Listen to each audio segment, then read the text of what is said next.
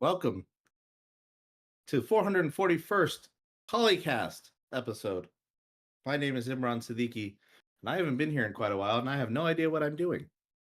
Joining me is Kana Sabainis, Oh boy, it's been a while.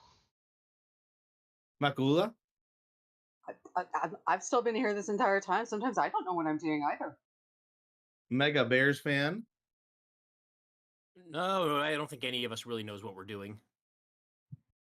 and the Me and team. Nevertheless, we can have a blast from the past together. Oh, So, Imran is a former Polycast regular co-host from the first 3 seasons, and famous for, at the time, not playing the game as much as the rest of the players, but still very important to the show's camaraderie. I said that's what occasionally he said a lot. Yes. And occasionally forgetting to mute his mic, and we get to hear all sorts of details about what he was doing that day. Also, the toilet flushing. Man, I some thought you things were you can gonna never talk live about- down. I Jeez. thought you were going to talk about the typing on a Polton Civilization site while streaming or recording the episode. Is that too? I mean, but hey, people still know me for whipping the Sistine Chapel, so you know. I would never be caught posting on site storing. Except when he does. Every time. I didn't say I wouldn't do it. I said I wouldn't.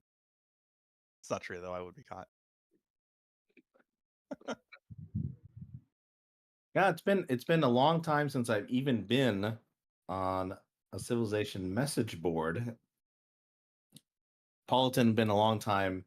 Civ Fanatics, been a long time. I've mostly been on Reddit these days, and that's how I get my Civ 7 news. Speaking of Civ 7 news, we've got a lot of it this week. But first, we're going to start with something else.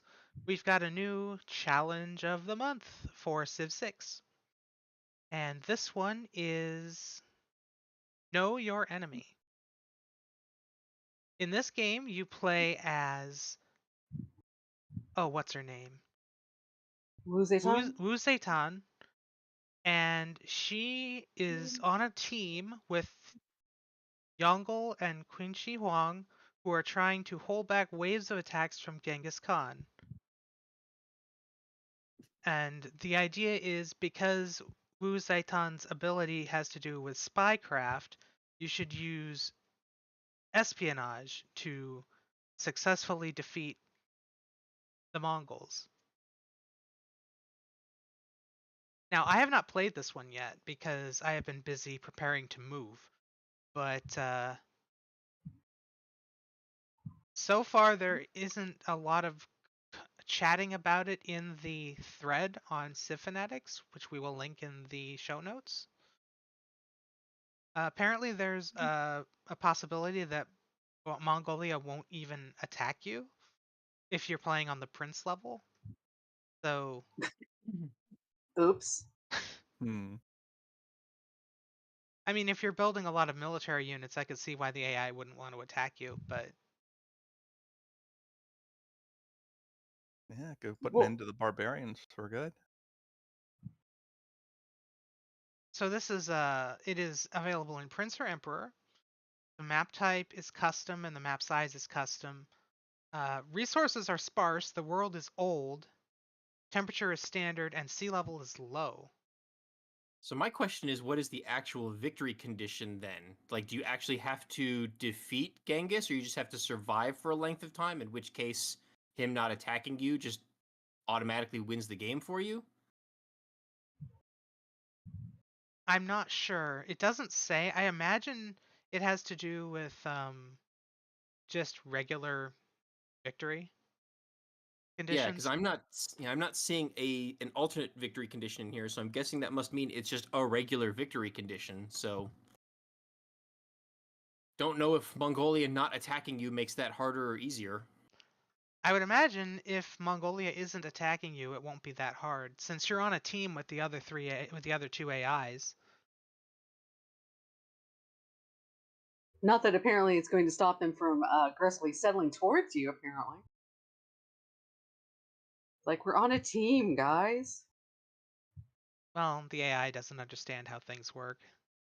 And then I'd you got imagine if you don't even have to defend yourself in war, like defensive, that the AI doesn't think it can beat you, that you can probably come up with a way to win the game. If not by just killing Mongolia, then you can take your pick, basically.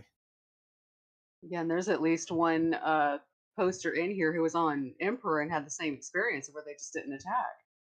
Yeah, in which case the biggest challenge of the game, I think, becomes putting up with the AI allies' city placements.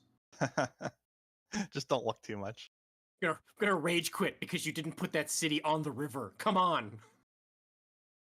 I mean, this is a bold move to give players a window into the AI's quote-unquote capabilities.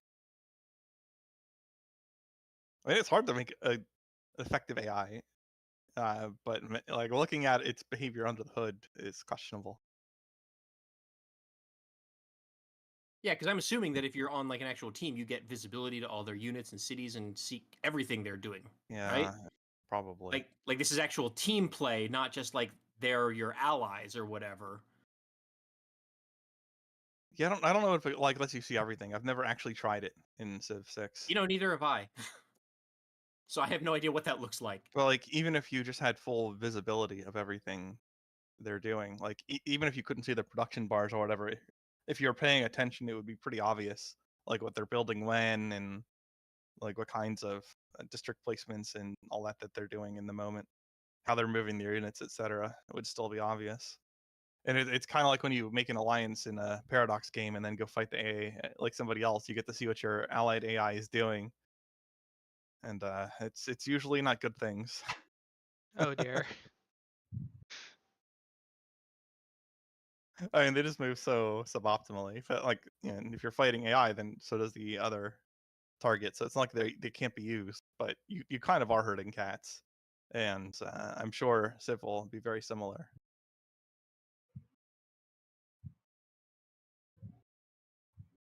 So this challenge is available until... Oh, dang it, I closed it because I'm an idiot. Correct. October 16th. October 16th. So go and try it, and I will play it at some point when I have time, and I will report back on the next episode, most likely. Yeah, I totally didn't even see that this was a thing because I've been neck deep in Civ 7 news.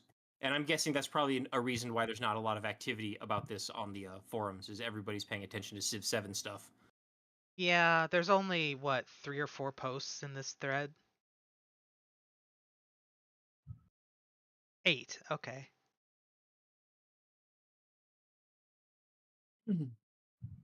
And now it's time for Civ 7. Yay. Which means it's time for more live streams and more live streams. Do you like live streams? We hope you like live streams because you're going to get a lot of live streams in the next few months. But they did go online a few days ago, on the 12th, which is over a week ago when we're recording. But they did a live stream talking about in more detail about the Antiquity Age.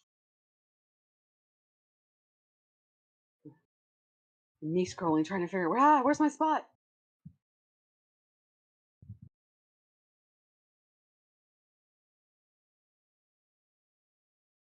No, Brain doesn't know where spot is, but I did watch it live. It's been a week. I'm trying to remember things from a week ago. With the It's impossible. Yeah, this thing is 2 hours long as well, so... Yeah. There was a lot. No, I'm sorry. I'm blanking. Okay, let's And talk it wasn't about... just antiquity though, too. Yeah, They jumped into exploration for a bit. Yeah. They showed us the way that the transition happens between eras. And that was pretty interesting. It talks about how when you transition between one era to the next era, or the next age, it brings up all of your points from the... I gotta look at Well of Souls to remember what the actual name of this is. The Legacy Paths. Mm. And you talk about you throughout the age you are building up things like if you're doing the science one, you're trying to get all of um the codexes, and if you're trying to do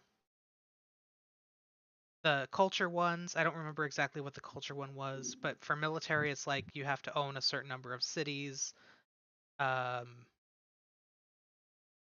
as you're doing this, you get points, and with each point, you get to unlock a feature or a extra power in the next era. And then they talked about pantheons, which we have a full list of pantheons now, or not a full list, but at least a large list. We've got city patron goddess and all of that lovely stuff. Happiness from mountains and natural wonders and such. There's a whole list here. Do we want to go through that list?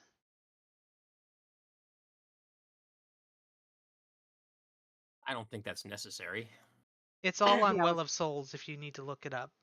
But there's all basically the same kind of stuff that there was in Civ 4 and Civ 5. Stone circles and sacred waters, god of the sea, god of the sun, god of the forge, god of the forest.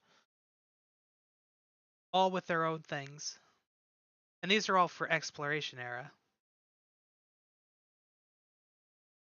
It's a little Inspiration or antiquity? surprising. For antiquity, yeah. Yeah, I was gonna say it would be it'd be interesting if they chose to move all that into exploration. Oh But right, the pantheons are in yeah, antiquity. I'm sorry, I was just Yeah. thinking of like Spain picking stone circles, you know, like the Age of Exploration when their ships should be trying to find the Americas. yeah. Well, I think they mentioned at some point that religion would be really different in exploration. So the pantheons stay throughout the entire antiquity age. And then exploration is more, I guess you pick your religion and then you try to spread it. So um it's a weird system. I guess I mean the entire ages thing is almost like you're playing 3 games, right? And then you have the little crisis thing at the end of each age to bunch everyone back up before you go into the next stage. Yeah, I wonder to what extent that's going to be true. I'll cover that a little bit more in a moment. We learned that you can build any tile improvements whenever you want, but in order to get the yields, you have to unlock the techs. So the techs don't unlock the improvements, they unlock the yields. Huh. So we'll be able to put down pastures or farms, but they will be more productive once we unlock the techs. Right. I mean, you still have to pay some kind of resource to make the improvements, though. So I don't know what the benefit to that would be.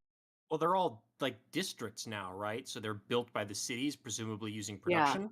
Well, sure, but that's still is an opportunity cost to the extent that it's going to be questionable to pre-build many improvements. Like there'll be like sometimes where you can get a little bit more total yield by having it available immediately on hitting it. But I would imagine that for the most part, you should be building things that actually confer a benefit that you don't have to wait for. Yeah, but I'm also assuming that they're segregated by the age. So presumably you're not building like offshore oil platforms in antiquity either. So Yeah. like Well, the improvements that you would be pre-building are things that you're probably going to get yield from relatively soon. even if they let you So- do that, doing that would be a flex. It's like I am Yeah. so far ahead that I'm going to build this improvement that's not going to do anything for 80 turns Well, you just have to to show off. you have to unlock the I presume that the strategic resources are unlocked by techs. It looks like they're by age. Oh, Yeah, too. because as the map expands, then it's gonna. That's what they were talking about in a previous live stream about the thing with the ages. Is the map will expand a bit, and you'll have new continents. You'll have new resources and stuff for you to go get. You may not necessarily have that resource back home. Do we discover new like bonus and luxury resources as the maps expand or the ages pass as well, or is it just strategic resources? I think it was implied to be both because I think partly, like in exploration, they're uh, imitating that whole spice trade thing. This is why the Yeah. exploration started because they were looking for new spices. They wanted to get around the Silk Road and stuff. Yeah, that was the impression that I got, but I wasn't sure if they meant that there would be like legitimately like new resources would appear on the map, or if it just meant like there's more pressure or reward for getting more copies of the resources that already exist or something like that. You know what I mean? Yeah. Yeah. Yeah, you might have a few of the things scattered on the original, your home continent, but then you might have a bigger concentration elsewhere. And if you're doing a lot of trading, you have the incentive to go look for it. Yeah, or even just like those resources always existed on the map. It's just now your population like wants like all of the resources instead of just like the 3 or 4 that appeared near where you started. So you got to go out and find them all and get them all and kill whoever Yeah, happens to already have them. your population heard about this really cool material called silk, and now they want it. Right, but the question is the silk like actually new resource that wasn't there before, or was it always there but just someone else had it? I don't think I've seen enough gameplay to know yet. I don't think Yeah, we that's have. I yeah, mean, I that's would hope something that that's some new interesting. resources are within nations' borders and others aren't. Just normally, when an age flips, like they generate new resources. A lot of them are in the new map area, but you still get new resources in the existing map area as well. I would hope Yeah, but that makes the most sense to me. But I really do hope that there are legitimately new resources because that's something it's especially like bonus and luxury resources. We've always had strategic resources, being unlocked and revealed as the game goes on, but not so much with the bonus and luxury resources. And that is really interesting because that actually does create almost like a second stage of exploration, right? Especially if there's a mechanic, and I don't know if they'd go this far, but if you actually have to send scouts or units back out to find those resources, like do they just appear on the map and you know exactly where they all are, or do you literally have to send units out to go find where these new resources are because they weren't on the map before? Well, I would hope that stuff. I don't know. I think it'd be annoying if you had to like retrace Fog of War and you didn't have any indicator for that. Like Fog of War, that's the real Fog of War, and Fog of War, that's like, okay, now that the map has been updated, this isn't real Fog of War anymore. Like I think that'd be annoying.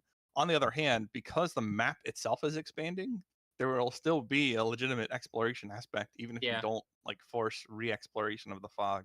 Yeah, that's true too. But we've also seen stuff where like the scouts have like really far, fields of vision. You can set up those like outpost towers and stuff like that that like give you like crazy range so you can uncover that fairly quickly. So, I could Yeah. imagine maybe something happening where you just like you park your scout in like the middle, of a, large swath of open land, tell him to build one of those little outpost things and reveal whatever happens to be in that area. Or maybe even be able to reveal that there might be resources like just outside of his field of vision, if that Yeah. makes sense. So stuff like that where there are, convenience features, but like where you actually do have to go and explore again. And the other thing that we don't really know right now is how feasible / optimal it'll be to fill the map in mostly that's explored. Just because we don't know how many like your city cap. We don't know what that's going to look like relative to number of players and map size yet, for sure. And that's something they could even change before the release date still.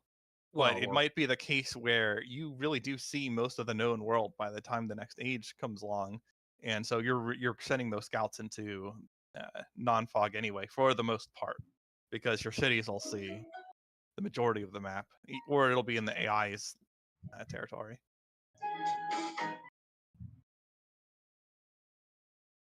Elevator music? What's going on? Just briefly. When you apparently. accidentally put your elbow on the wrong controller. Uh-oh. Whee! No volume down. Yeah, but it would be interesting to see because historically, right, luxury resources is one of the reasons you went to explore other places. Yeah. And it would be interesting to see when the map expands how much is empty and how much is full. And that's always, in my opinion, been something that's been kind of like under, utilized or underemphasized in the Civilization games in the past, because there's never really been a huge amount of pressure, in the mid game to go out and acquire new resources beyond what you already have, right? Like, as long as you're not just building a crap ton of new cities and need the extra happiness and stuff like that, like you're often in an equilibrium, right, by that point in the game, where there is very little pressure to expand other than to defeat hostile, neighbors. Yeah. So if they really do have a system where, like, you go into a new age and it is like there is a whole new map to explore, like, that could be really, really cool, because the early game exploration has always been my favorite part of a Civilization game. And now if that basically happens 3 times every game, like, that has a pretty good chance of potentially keeping me a lot more engaged and interested in the middle and late game. So it'll be interesting to see how that actually does play out. Did they say that the map expands again in modern time? 'Cause I know Yes. that does in exploration. Oh, it does again? Okay. I think it does every age. But a map expansion in the modern era could also mean, like, different things, right? Maybe it's not necessarily expanding horizontally, but maybe it's expanding, vertically. Like, being able to cross mountains and, go, you could build submarines and stuff like that. Maybe there's stuff on the ocean floor that you can explore. Who knows? Like, it could be something like that too. Are they Or hiding a space layer from us? yeah, I mean, we could even have something like that. I mean, we've seen that before in Beyond Earth, so there could be something like that too, where you're, like, literally exploring the, orbit, or, exploring stuff in space. Who knows? Alpha Centauri. Or maybe that's expansion material. You get to explore the moon. You unlock a second map, which is a different planet. Yeah, that would be interesting. I think I've Yeah, played that or game before. Well, yeah, or we've it's never just we've never seen them packed into one game together, and I think that'd be a bit of a nightmare. But And we've always joked about it, right? We've always joked Yeah. about, you win the space race victory in Civ 5, and it just, like, automatically boots up Beyond Earth. Yeah. Now you can have both.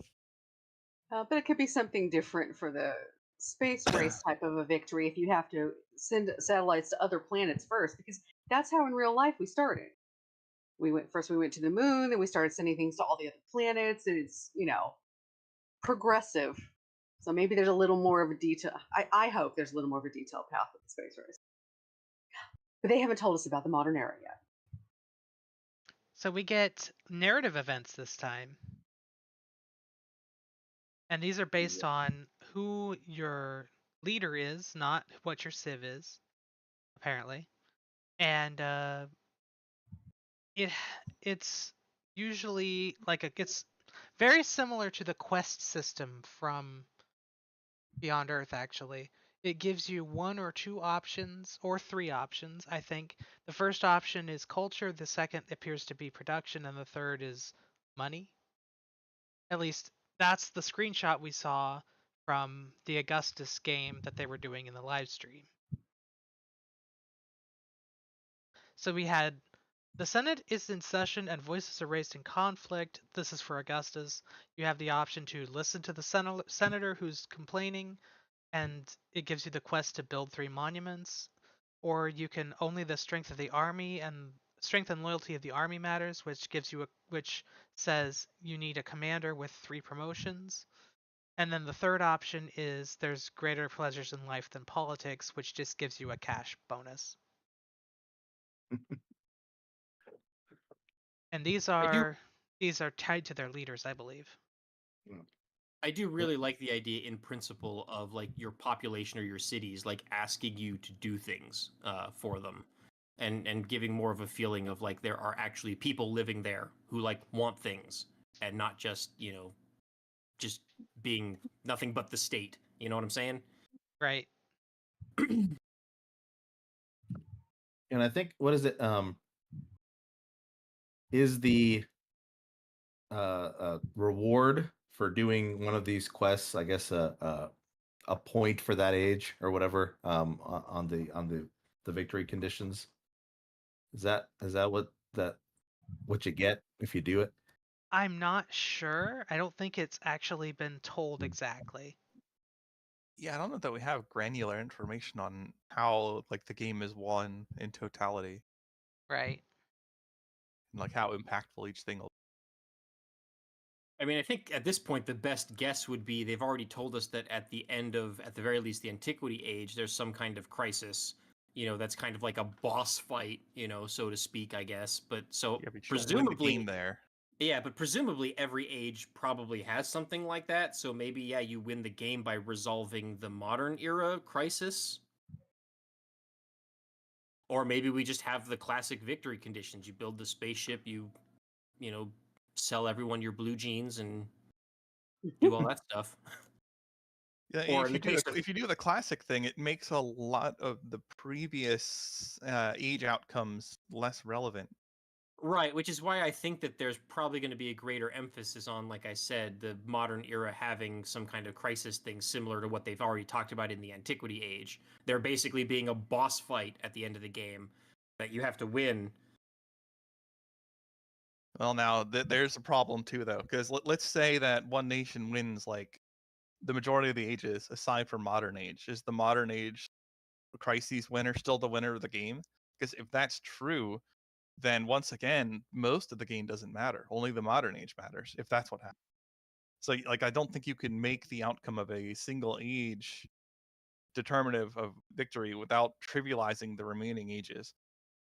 Yeah, but with only 3 ages, you can't just like count up who won the number of ages, because if you have, if you're in a 8-player game, which has traditionally been a standard size map, and one different civ wins each of the eras, then like you just have a 3-way tie and say, okay, well, all 3 of you won. I mean, Or presumably you can have like a score that is used to make the ranking in the first place, and like you could get like 3 seconds or something and wind up with the highest score. Yeah. Well, it looks like in the age progress screenshot that we got, you have kind of these legacy path things, and it ends in a golden age.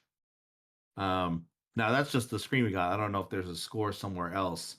But there's a legacy path. I guess there's another victory condition on the top of that age progress. And I wonder if you add those up, or if you get a golden age in every one, like that puts you in kind of a better position for the next age. So maybe that's the way. If you win an age, you get a, a golden age, a better, or you can get multiple different golden ages, right? You can get a military style golden age, you can get an economic golden age. So maybe you can get 4 different things in a golden age, which will really help you in that age, and maybe that will kind of allow for a cascading sort of thing, without having to be like, all right, let's count up who won each thing. yeah, there's also a balancing act for that too, though, because you have to be careful to balance the game such that whoever wins the Antiquity Age doesn't just snowball, through the other 2 ages, and Mhm. is too powerful. You know what I'm saying? And then there's no point in playing the other 2 ages, right? And then we run back to an even worse case of the old problem of the late game.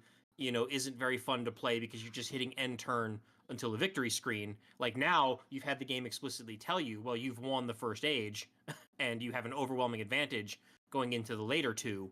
So, Yeah, no, I mean, and that's the whole I'm not going to say issue, but the whole concern with ages, right? Like, yeah, this is a lot to get right, you yeah, know. and this is Um, this is as far as I know, it's a totally new thing. Like I'm not aware of any other, grand strategy game that does this, because we've seen a lot of things in Civ 7 that look similar to things that Humankind did, right? With the switching civilizations each era, some of the unit stacking things, some of the district things look a lot like Humankind, but Humankind still does not break its game up where you like win an era, right? mm. It just has one running cumulative victory point score.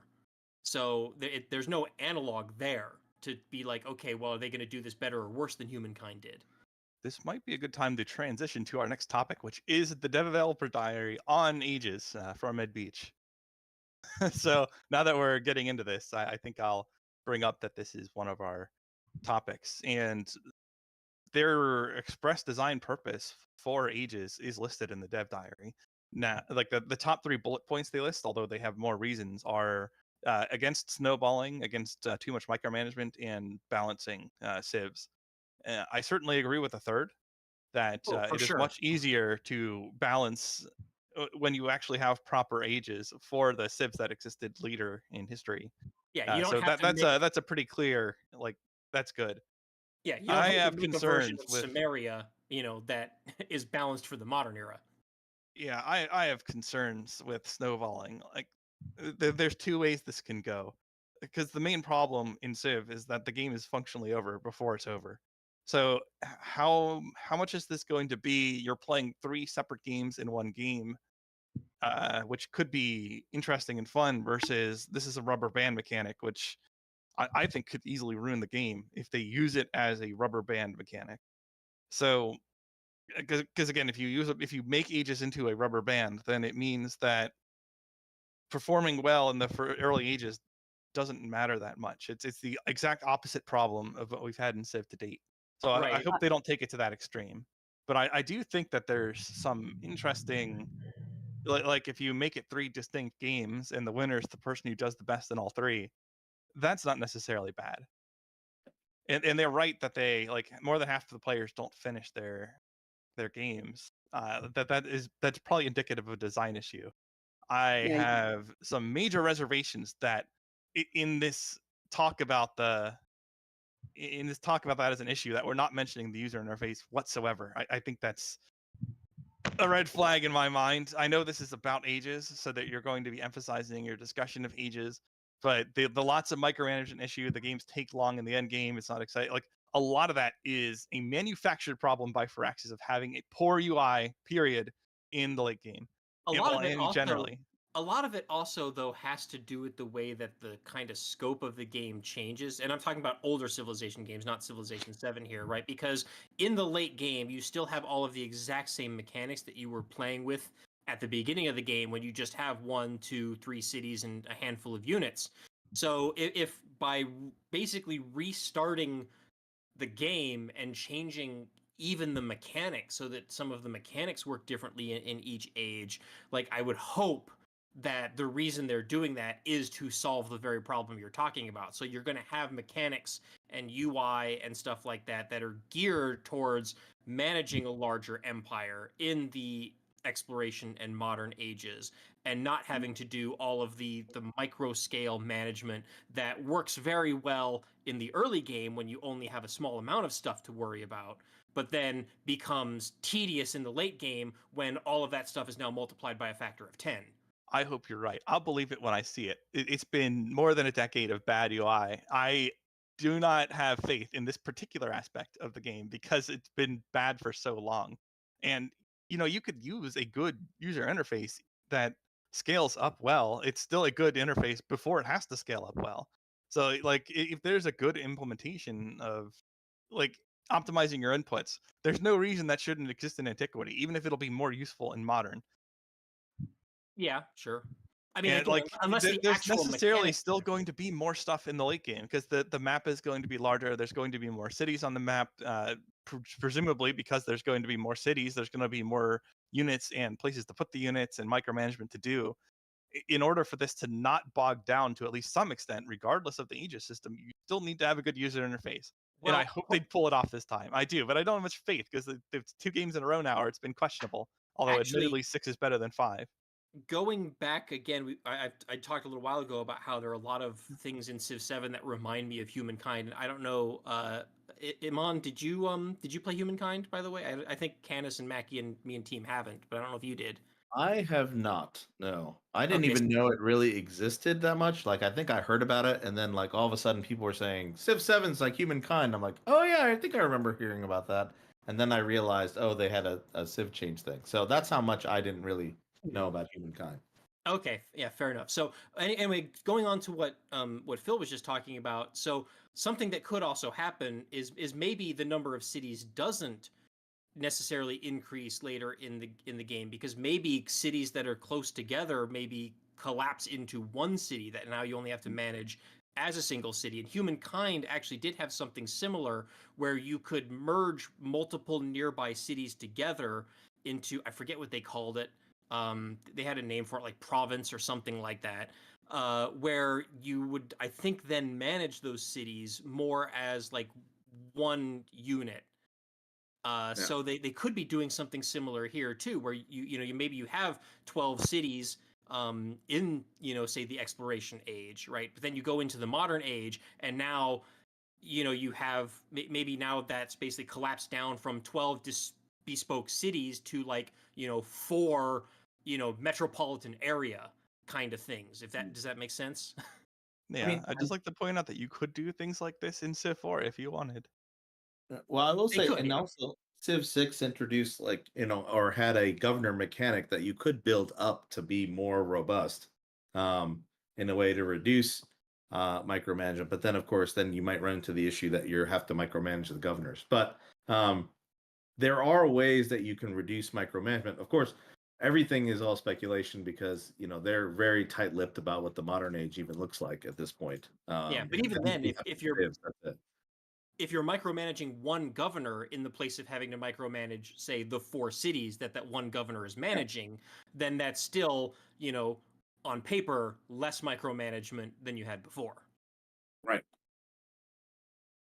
Assuming it's usable, which we'll Yes, see. I mean, these are a lot of hypotheticals going on Yeah. here, right? Well, I mean, like, there's two layers to that. Like, does the ability exist at all, and then is it good enough that you'd use it in lieu of just giving orders direct? yeah, I'm Because like still Civ 4 had a governor, and that was pretty bad. Whereas the user interface aspect, where you could select 3 or 4 cities and change stuff about them simultaneously for all 4, that was extremely useful.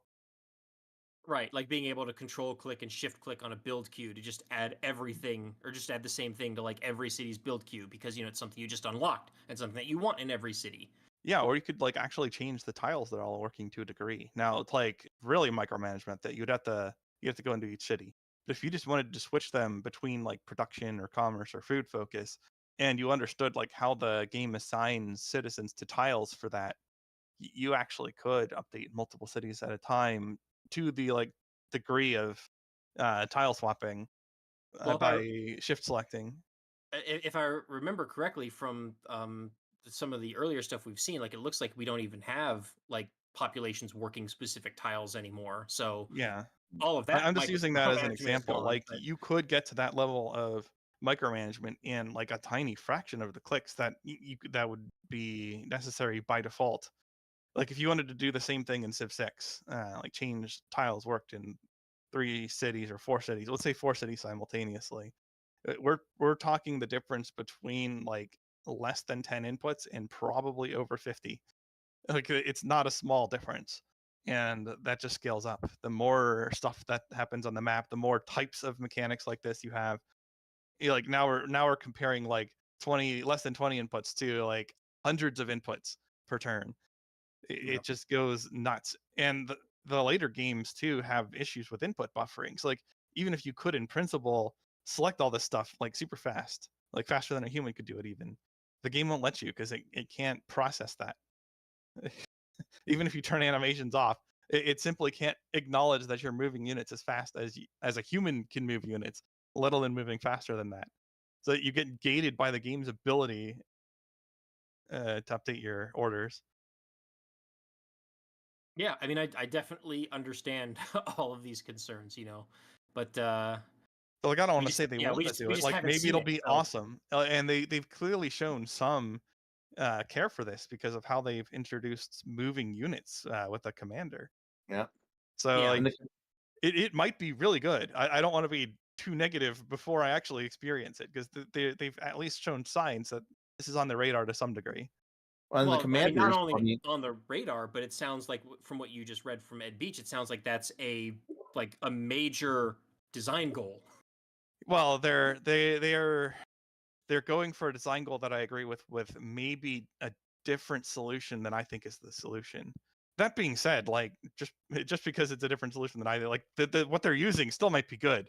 It might not solve the problem Yeah, I'm not a unless game they're also designer. doing the user interface aspect. Yeah, I'm not a game designer, so if an actual game designer comes up with a solution to a game design problem, he probably has a better idea than I do. I mean, you never know. It's so hit or miss. Even for people who've done it a long time, they try things that don't work, and then they try things that do work.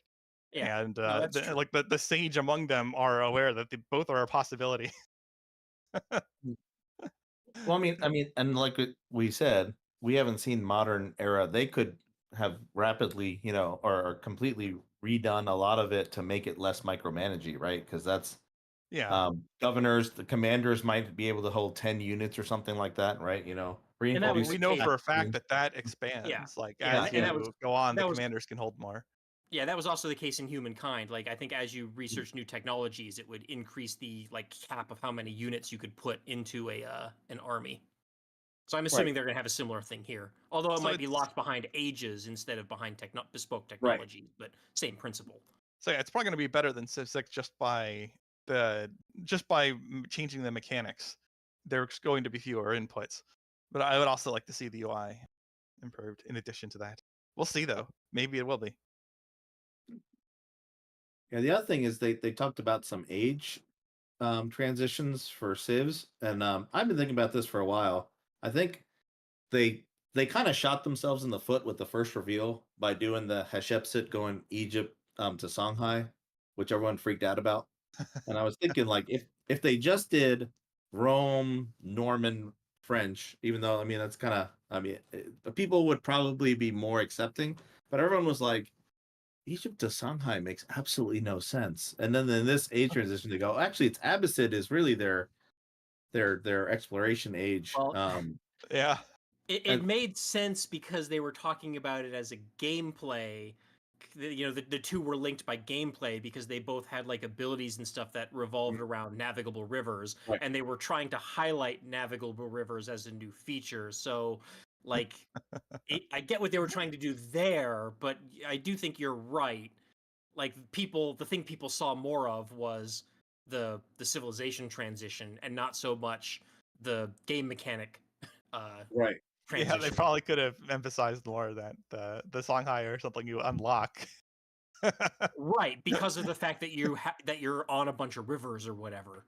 Yeah. I mean, you could figure that out, but yeah, they could have made that more clear where that Egypt has a different auto transition that's available. Yeah. However, because these were similar, you can also do this. Right, and I think I remember in that first reveal they explicitly said that, oh, we're showing you this transition because of the gameplay similarities between these two factions, and I think they talked about how every Civ is going to have like one historic civilization that they transition to, and then one Yeah. ability or gameplay one, and then you could unlock other ones by how you specifically play. Like the example that kept coming up is if you improve a bunch of horse resources, you unlock the Mongolians or whatever. Yeah, I mean, this is way more on the readers than on their release information. But it is also true that people don't read. Some people read, but a lot of people don't read. Right, doing Rome to the Holy Roman Empire to modern day Britain or something like that probably would have been a much more easier pill for people to swallow. But it doesn't. Then it doesn't really showcase the ability to split into something that's completely unrelated to the first age Civ because you unlock it. True. Which they also want to advertise. Yeah. So yeah, I mean, they could have structured it in a way that fewer people had the misconception, but ultimately, it's still on the reader because they did say how it works, and well, people yeah, just didn't but not understand. everyone watches videos, right? They get because they don't want 5 million YouTube ads, so they go, oh, okay, someone shared a picture, right? And they're like, wait a second. So I think that was one of the issues, and they didn't make sure or clear that, oh, hey, what is Egypt's actual well, I mean, if people are just looking at screenshots or snippets or whatever and making assumptions, that's not on Firaxis. Yeah, but welcome to the modern internet age. Yeah, the social yeah, media. But I don't think Firaxis needs to cater to that. That those people can figure it out on their own. It's fine. But they could also have killed the two birds with one stone and just made a big point of being like, oh well, Egypt is transitioning to the Songhai because they have a lot of abilities on navigable rivers, but in the meantime the other player over here is Rome and they're becoming the Normans because that's a historic transition. Like they could have emphasized that both of these things are happening simultaneously in the same game, right? So people would be like, oh, well, there are options, and there also are more historical, themed transitions as well. I don't know, man. We had a written chart and everything. I don't know if that came from Firaxis, but there's plenty of information. I think in this regard, we don't like it. It would have been nice if they did it perfectly, but they did it more than well enough. I don't think we need to hold hands more than. I agree. I think people are overreacting, but we also had the same problem with Humankind too, right? And Humankind like makes no attempt to link the new civilization that you choose in each age. Like you just pick it's a first come first serve. You pick whoever you is just pick one. available, and very quickly players found out that there was a meta where certain they call them cultures in Humankind, not civilization, but certain cultures are like better than others, and whoever is the first into a new era should always pick this culture, right? So it's a race to get a specific culture as opposed to just getting whatever is best for your particular play style or your gameplay situation. Yeah.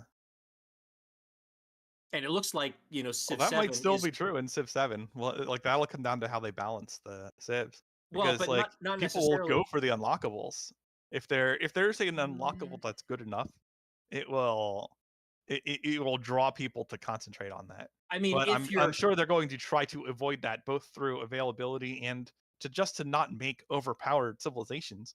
And that's hard to avoid in its entirety, but I'm sure they'll balance, or they'll try to balance. They'll make balance changes so that if it looks like everyone is trying to improve 3 horses and they're making otherwise suboptimal decisions just to unlock Mongolia, maybe they'll give a look at Mongolia then and like change it, because that would be kind of absurd. And I think Civ 7 has a more uphill battle in that regard compared to Humankind, because in Humankind it was a new culture for every era transition, and the eras in Humankind were more analogous to the eras in like Civilization 6. There were like 7 of them, right? So you're changing cultures 7 times throughout the game. So the period of time and the amount of gameplay that you spend with any given culture is considerably shrunk. So you would think it would be even easier in that case to balance them. Whereas in Civ 7, like the antiquity age basically looks like it's covering the ancient and classical and maybe part of the medieval era. So it's a longer breadth of gameplay that these different civs have to remain balanced with each other for.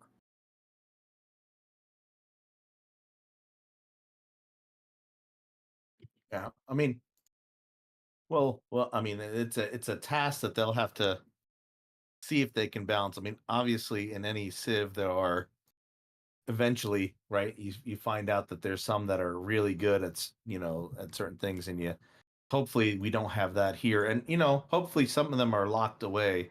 I mean, I don't know, like as you mentioned or mentioned before, Mongolia gets 3 horses. I mean, I wonder if it's for anyone Mongolia gets 3 horses, or it's specific civs that are around that general area that could get Mongolia if they get 3 horses. So that's could the Aztecs become the Mongolians by building 3 horses? Right. I mean, because Mongolia at some point was in Egypt, historically, right? So who knows? Not for long, but they were. Right. Yeah, like anyone in North Africa, Asia, Europe, like that makes like historic kind of thematic sense. But yeah, if you're talking about like, you've got like a Native American tribe or the Aztecs or someone like that, it becomes a little bit harder to justify, because the Mongolians, as wide as their empire was, they weren't crossing the strait into Alaska. And, I do not agree, because this is not Earth. Like, so like we don't know what the North American tribes would have become in a different scenario with different resources and different nations they're interacting with. I don't think it's correct to say that if you take Aztec and you put them in Central Asia and let history take its course while they're surrounded by like China and like let's say randomly France is in Eastern Europe instead of the historical Eastern European nations. We don't know what that looks like. I don't think you make assumptions about what that looks like. I think it would be pretty reasonable for them to gain some capability of working with horses in that scenario. And the North American natives certainly made good uses of horse. once they were reintroduced. Like they adapted to that pretty quickly. So Right. I don't know that we can say that they wouldn't be able to make that kind of transition, even though Well, I they think couldn't historically. But historically, they have different limitations than the map will present in Civ 7.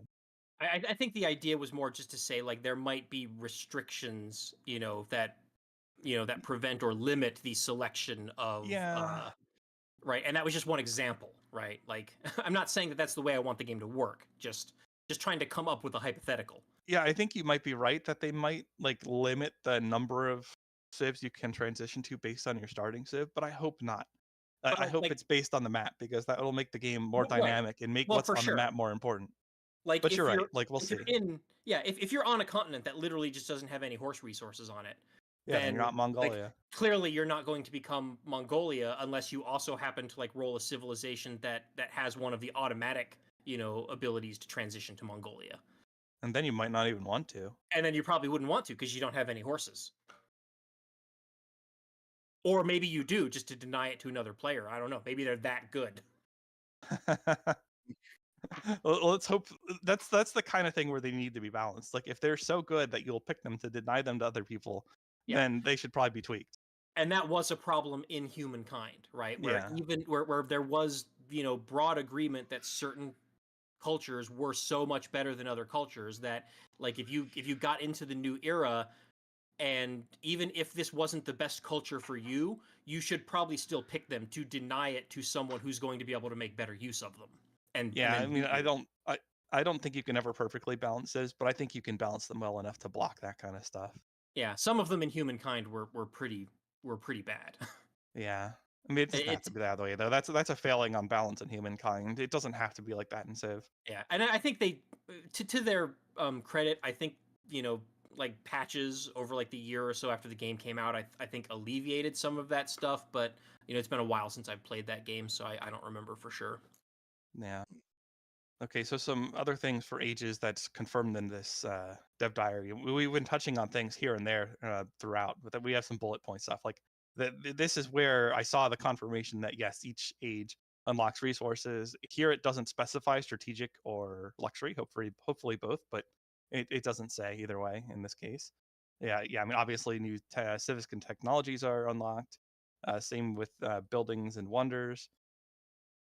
Game systems will change between ages. That's confirmed here. Same with the playable map. So Yeah, I we mean, just don't we know will probably see modern exclusive mechanics to play around per our earlier discussion. Yeah, so but does wait that and see what those but are? is that just something as simple as like, oh, there is religion, right, in antiquity, or there's pantheons in antiquity and religions in exploration, and then religion peters off in the modern era, which is Oh, just the that same might as not be as simple. Like you say, simple as, but like if we have pantheons that transition into like holy wars, which then taper off, that's not a small thing. well, but what I'm getting at is like Civ 6 kind of already did that though, right? Like that's not something that you need the ages to accomplish. Well, but it also depends how strongly they're doing it and how much like it becomes a central part of playing through a particular age. Right.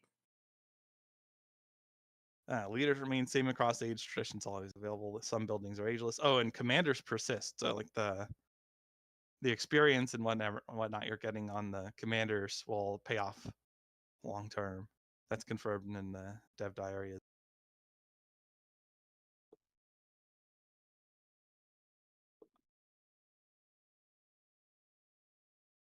And I mean, it's an estimated 13-minute, 16-second read. That's interestingly precise at the top of it. So if you guys want to check out the full, and by you guys I mean our listeners, want to check out the full list of rationale from Ed Beach, you can look at it.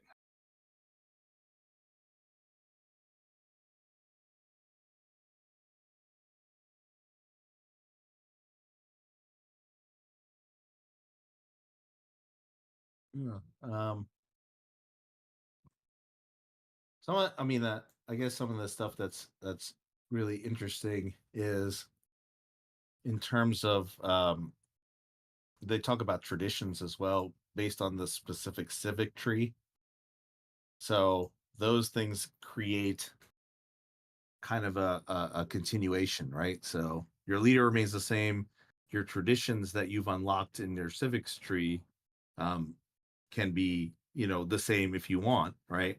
And so there are some ageless buildings, but then everything else kind of changes, right? The look of your units, the urban buildings, that sort of stuff. So there's a bit of continuation, but then like things kind of shift a little. And even the ageless buildings, it looks like so. For example, there's some pictures on there, and they look like they look like they're surrounded by.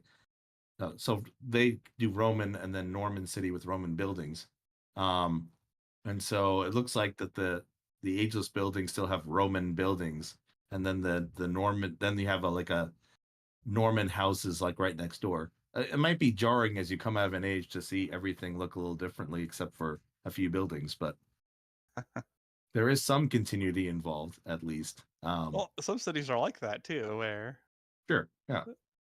some buildings Well, get updated and others don't for just history reasons. yeah, no, I was just talking about gameplay. You come out of the age and all of a sudden things look different, and then you got to get your bearings right for a minute or two before you figure out what to do next. Yeah, that's Um, fair. and the diary also says that everyone experiences the age transition simultaneously. So there is that concern, right? Is it going to be a rubber band sort of thing? You get to pick legacies to rotate. The question is how strong will those legacies be in order to and that's going to be really what determines how these work, and whether or not if the crises seem unfair, that's also going to determine how it works with age transitions, or how good or how bad fans react to it. Yeah, and how it's like you say, how much are you punished for doing poorly in an age when transitioning to next, and how put back are you if you're the number one nation as a consequence of an age transition? Like, how much advantage do you retain? This is like it's clear based on what we've been told that you're going to have an advantage or disadvantage into the after an age transition based on the previous age, but it's not clear to me to what extent. Yeah. I feel like And the closest analog to the crises that we have is probably the European invasion in colonization. And I really hope that we don't have a bunch of stuff like that, because that was always annoying, where it feels like you suddenly have to play a completely different game. Most of colonization is like a trade, is all trade and logistics and economics. And then like suddenly you cross a threshold of too many points and it becomes a military war game. So I really hope that these crises don't do stuff like that, where like you're just completely pulled out of like how you were playing the game, like for arbitrary reasons. I don't know if I'm explaining this well, but I think that's what a crisis is. I mean, unfortunately, I think that's what a crisis. It's pulling you out of how you're playing for an arbitrary reason that you're at the end of the age, right? yeah, that's something that worries me, because that was something that always annoyed me in colonization. Yeah. I think reading the diary helped me a little bit in being more okay with it.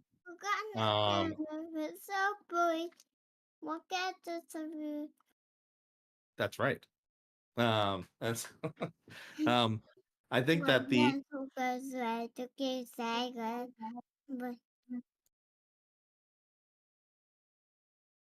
Oh yeah. We appear to have been invaded. yeah, for arbitrary reasons. Oh yeah. I think what I'm getting at more at is I hope that there's like that it feels like there's a good reason for why these crises are happening, and that it isn't just like like in colonization, where you just trip over a seemingly arbitrary threshold, and now suddenly like a good example would be climate change in Civ 6, right? Like there's a reason that climate change happens in Civ 6, and it's a direct result of player actions, right? So I'm hoping that the crises in all of the ages in Civ 7 feel more like that and less like, oh, suddenly, the King of England sent 10 galleon or 10, frigates, and galleons to invade you for like no real reason. Like you're making crap tons of money for him. You haven't done anything antagonistic other than just making more money. But suddenly he doesn't like that you're generating too much money, so he sends warships. Yeah. Well, part of the fun balancing that Firaxis has picked up as a result of doing the ages. I get that. Why get that? No. We And talk I about also want to know if we can completely fail in an age. Can we have a game over in an? I mean, obviously, if there's a, I don't know. I think we could. You know, I think I remember seeing something in the initial reveal about how like the number of civilizations or the specific civilizations in the game would also change. So maybe there is some kind of elimination thing going on, where maybe like, you know, like imagine like in tiered sports leagues, you know, where Oh yeah. the top two teams in the bottom tier like have like a little, or the top team in a bottom tier has a playoff with the bottom team in the higher tier, and then one moves up and one moves down. Maybe they could have something like that where like the bottom like 2 or 3 civs are eliminated, and then 3 new civs join the game in the next you know, sorry, leaders. You know, the bottom like 3 leaders are removed, right? And then 3 new leaders are added. Like they could have something like that. That could be cool. Well, I think it'd be funny if you were the one who failed and it just ended, be like, you don't get to go to the next aid. Sorry, you did Yeah, terribly. Well, Wrecked. right. That- If you're in the that- bottom 3, you know, in my example, like maybe that does happen. Yeah, that's what I was wondering. I mean, I can understand if you have an equivalent of the Mongol invasion, you fail against that, then you fail. But is there other criteria where you could fail? Not just military. No. Because that would be interesting. Because yeah, there are definitely games where I've played where I would have a fail. You know, if you looked at it from a holistic point of view, be like, yeah, this civilization is failing. They're really good at military, but man, their science is terrible. You know, like We can build the 8-axe wonder a lot, but eventually the eight axes are going to run against knights or something like that. No, On the other hand, there was one game in Civ 4 where I unlocked writing in 1080, not PC 80, and won the game because I was able to come back. And that were was you on Immortal playing 2. as the Chinese? No, it was Mali. It was a game I streamed that was on like a stream site I don't even remember anymore. Oh darn There's it! only That's a couple. Sorry, it's an alphabet, not writing. Yeah, there's only a couple people who saw that, but it was probably one of my more amusing games ever. I don't, because I didn't record it for YouTube because I was streaming it. But I botched the skirmisher rush and then like had to rely on text stealing shenanigans to get back in the game. Nearly lost the culture, and then I had to interrupt a spaceship victory while it was in transition, which I barely did via nukes. And like I took their capital, like a badly damaged unit that was counter nuked but didn't die. And after doing those two things, after blocking a culture victory and that space victory, I was able to go on to win myself. So it Nice. wasn't easy to do. But on the other hand, like you aren't just a little bit behind if you unlock writing in 1000 AD. You were like that is late for liberalism if you're playing well. So you can certainly come back. well, that's an interesting question though. In Civ 7, like if you don't in your antiquity age, if you don't research writing, does that mean in exploration no one knows how to read in your Civ forever? So I don't think you can go back, right? Isn't the tech tree per age? Yeah, but think so, presumably yeah. the new stuff you can do is contingent on what's available in the new age. So I guess you could just presumptively say that anybody who exists in the new age has the minimum of text from the previous, even if they didn't actually research it, just through like spread of knowledge or like you can certainly hand wave that away. I Yeah, don't know. it might be part of the catch-up mechanic is to level people out with the tech tree. Yeah, Because maybe. Also, if you super go into the tech tree, you're going to run a point where you're just accumulating science and you have nothing else to research feasibly. But maybe that's the point of the masteries they introduced. Though now that I think about it. Well, yeah, and there might also have, you know, and each age might have some analog to, you know, future tech. right? Something that you just research repeatedly, and it like gives you like bonus happiness or yields or something, And or they could or also victory just points maybe. like not reward you for over investing in one resource. Yeah, or that. I would imagine people would probably get annoyed with that, but I mean, that's we've had that certainly a with design various consideration. things. In Yeah. like from Civ 1 until Civ 6, like there's always been things you can invest in that either have diminishing returns or aren't worth making at all in the moment.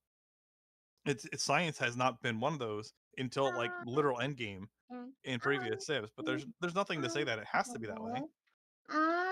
Well, I think a classic example of that would be, building a butt ton of workers early in the game, and then, as soon as you build all your railroads, you have nothing left to do with those workers for the rest of the game. Yeah.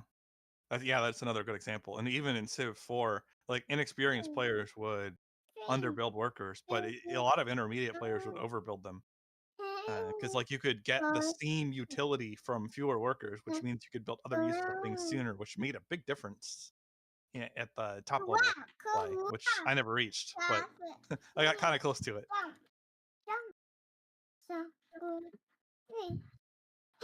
I got close enough to see the difference at least between proper worker counts and over and underbuilding them. Don't know. Yeah, Go ahead. I was gonna say, I just hope that the equalization thing they do doesn't take away things like what Phil did, because those kind of games are fun to watch if people are playing and stuff like that, and fun to play yourself that you managed to pull off this victory and you shouldn't have.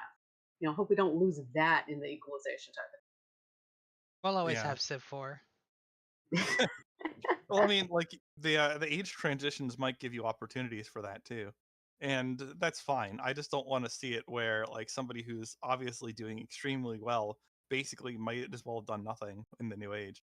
But it sounds like they're implementing stuff that it won't be that way.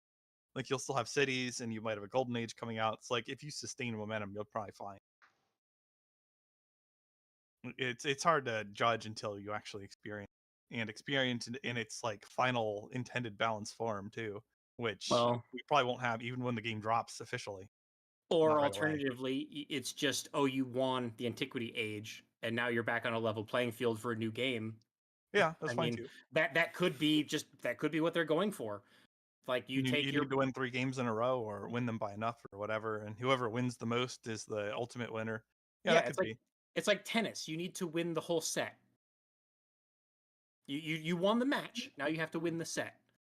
That being said, though, unlike tennis, it seems like they clearly intend for some advantages from the previous set to carry over. Yeah. Because your buildings aren't guaranteed to be useful in the next era. You have to earn that.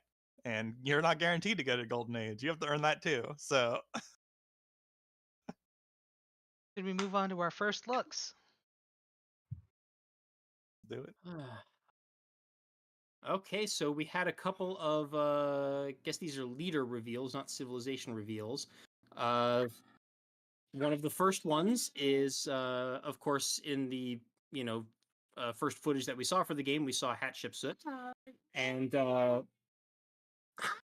sorry, I have a toddler on my lap who wants to play podcaster too. We've heard him. He's very Yeah. cute. Yeah, so Hatshepsut gets an agenda called Wonders of Itiru, which says she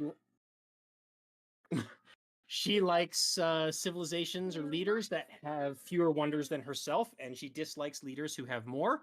That sounds very familiar. I'm pretty sure we had that exact same agenda on a leader in Civ 6. I believe that was Queen Shi Huang base version. Yeah. Yep. Let's see. Then what else does she have? I'm looking at this in video format. I don't have this written, so. And then, of course, their first look highlights the fact that the game includes navigable rivers and that Hatshepsut will have abilities geared around using those. Plus 15 such- percent production for buildings and wonders in cities adjacent to navigable rivers. Right. Yep. And then she also gets +1 culture for every imported resource. So if you're also, I don't know how the trade in Civ 7 is going to work compared to like Civ 6, but I wonder if trade happens along those rivers, in which case that's also how you get your resources for bonus culture. Julian, can I have my hand back, please? Thank you. This was in the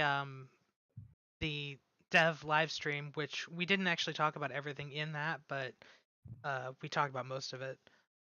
The resources are assigned to cities in a screen, so you will have all the resources you pick up will have to be assigned to cities, and some of them are imported and they show up in that screen as well. So we will be the ones deciding which cities get which resources. Which is cool. That's actually something that I have asked for, going all the way back to Civilization 5, is like the ability is to have domestic. I was always talking about strategic resources, but it works for luxury and bonus resources too. But, having domestic uses for your strategic resources. One of the examples I always gave was being able to put like horses or iron in your like arenas, for gladiatorial combat and chariot races and stuff like that, and get like culture or happiness bonuses from it. Right. Yeah, or being able to like dedicate, steel or whatever, or dedicating your iron and coal to producing steel that you use to build skyscrapers or whatever later in the game. So, maybe we'll get something like that too, where you actually have domestic and economic uses for your luxury and strategic resources besides just selling them to other factions and using them to build units. So that could be cool. Is there anything else in this first look besides the her abilities that we want to talk about? I don't think so. Just some graphics. Yeah, I mean, there's a little bit of gameplay footage to go along with it. So It did note that one of her, I guess it's like we have the flavors on the leaders here. It's like she's not gonna like you if you have more wonders than her. Yeah. yeah, and in this first look video, there are looks at a few of the wonders. Like we see the pyramids, we see the oh gosh, what was that building that was built into the side of a canyon? The one that was in Indiana Jones. Petra. Petra. Yes, Petra. Yeah, I think it looks like we see a little bit of that. Something that looks like it might be the Hanging Gardens. I'm not sure. Could just be Egyptian architecture or the palace or something. I'm not sure. Checking Well of Souls. Oh no, they've made multiple pages now. Shoot. Yeah. See some buildings that look like they might be mosques. Some nice, pretty golden domes. I don't know if those are wonders or buildings. The Hanging Gardens is confirmed in the game, so we probably saw that. You said Golden Domes? Yeah, I saw some building that looks like a mosque with a golden dome and a few, looks like 4 pillars on all 4 corners. I think Askia's tomb, maybe? possibly, yeah. And lots of boats going up and down rivers. Well, it is Egypt.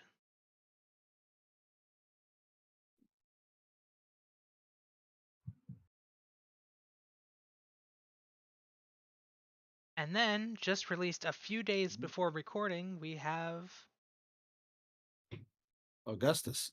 And Augustus is kind of interesting. Well, the one thing that came out in Augustus that everyone grabbed onto was they announced that Spain would be an expansion era civ that Rome could end up, or I'm sorry, that Augustus could end up being. And then, so, there was a lot of discussion. Oh, are they going to have Castile and then Spain as a modern power? But I guess Spain is going to be an exploration era, which makes a whole lot of sense, I think. It'll be interesting to see what Spain becomes in the modern era. One of the things about Augustus that was interesting is, and this is something we didn't touch about, was in the developer live, was the difference between cities and towns. So, he likes leaders with many cities and dislikes leaders with many towns. And I guess the concept is settlers build towns now, and towns can eventually become cities. you pay money to make them cities. Right. Right, that's right. You pay money to make them cities, and so in this case, there actually is some sort of a gameplay uh, uh, sort of thing involving Rome, where they are fine. They like you if you have money to build cities, but dislike you if you have a lot of towns without cities. And also the thing that continues to be the case with Augustus is people complain about how his um, leader the diplomacy screen looks terrible, and I don't think that's gotten any better since the last time either. Um, uh, he gets 2+ production in the capital for every town, and then he can purchase culture buildings in towns. Uh, he's cultural and expansionist. Um, he gets 50% gold towards purchasing buildings in towns.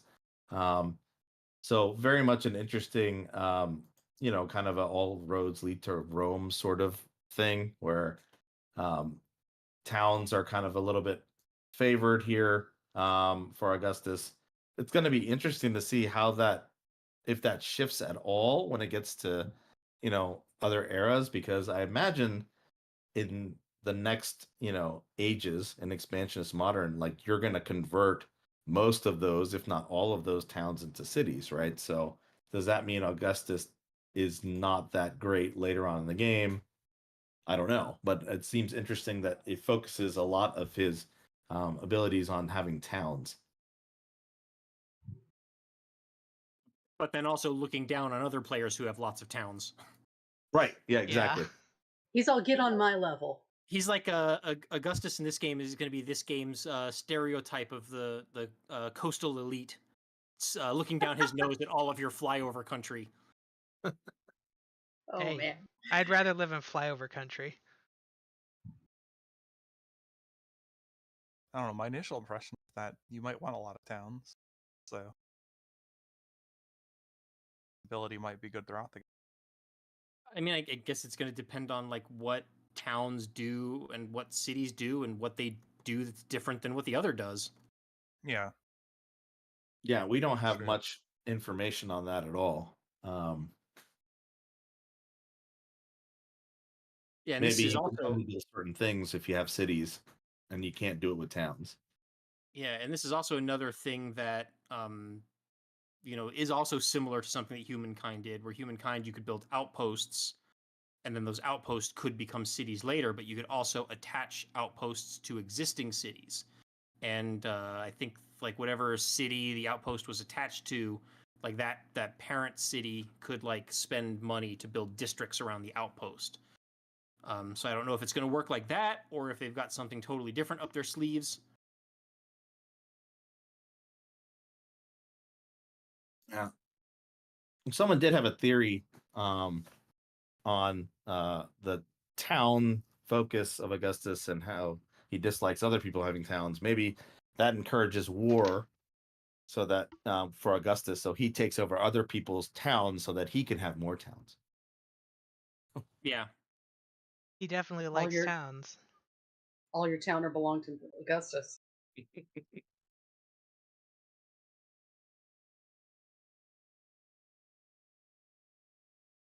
Okay, given the current state of the time since we started the episode, I think it's time to skip the last two topics because they're not even related to Civ 7 anyway, and they can wait. So, should we end the show? Oh wow. Well, okay. In that case, thank you for joining us on PolyCast episode 441. Especially you, Amran. Yay! Well, I started playing Civ again because I got an ultra wide monitor, and I said, "How would Civ look on this?" And I said, "Oh my God, it's beautiful." And so, Yay! I recommend everyone getting an ultra wide monitor and playing Civ on it. Welcome Unless back you're to the fold. Unless you're a streamer. I've seen quite a bit of people who YouTubers and streamers who have Civ, but I have to watch it on a regular, size monitor, and then it just looks weird. It looks great on your ultra wide monitor. It does not look so great on other people's standard size monitor watching your stream. Also, special notice to those of you who are streaming and recording video gameplay, if you are playing in a higher resolution than you're recording in, it's hard to read what you're doing. Speaking of user interface problems, This is especially for those of you who play text-heavy games like anything from Paradox or from Civ.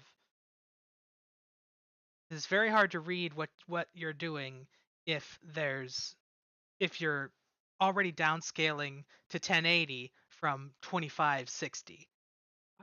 I had a weird problem with I was trying to do not streams but make like YouTube Let's Plays for Star Trek Infinite, which is a Paradox published game, and I have my new laptop has like a weird monitor resolution. It's like 25 something by 16 something instead of the 1920. standard 1920 by 1080. And what was weird is I was just using the Microsoft Game Capture like to capture the footage, and not only was it recording at like a different like resolution, but like the cursor position was like offset.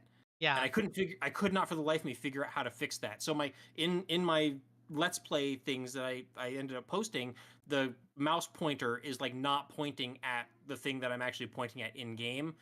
Although, because it is a Paradox game, there are like tooltips that pop up for like literally everything that you highlight over. So instead of watching the mouse pointer, like you basically just have to watch the wherever the tooltip pop up is, and that's actually the thing that I'm pointing at.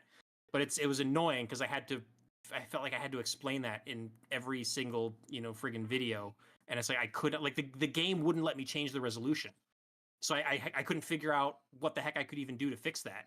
You change the resolution in Windows. I think I tried that too, and it didn't make a difference. But I mean, I guess I could try it again. I don't know. Hopefully, if I get around to streaming footage of Civ 7, I don't have that kind of problem. Anyway, we were in the middle of a closing here. Yeah. Okay, then. Yeah. So to continue our goodbyes, Canis Alvinus. Oh, poor cat. She's sitting here waiting for me to finish. Makalua. we turned into tech support cast again. And Mega Bears fan. Hey, how about all them college football games last night? Those were good ones. I've been the Me and Team. I'll see you next time. Civilization 3, 4, 5, Beyond Earth, and 6, and 7 sound clips. Copyright Take-Two Interactive. Copyright the PolyCast at thepolycast.net.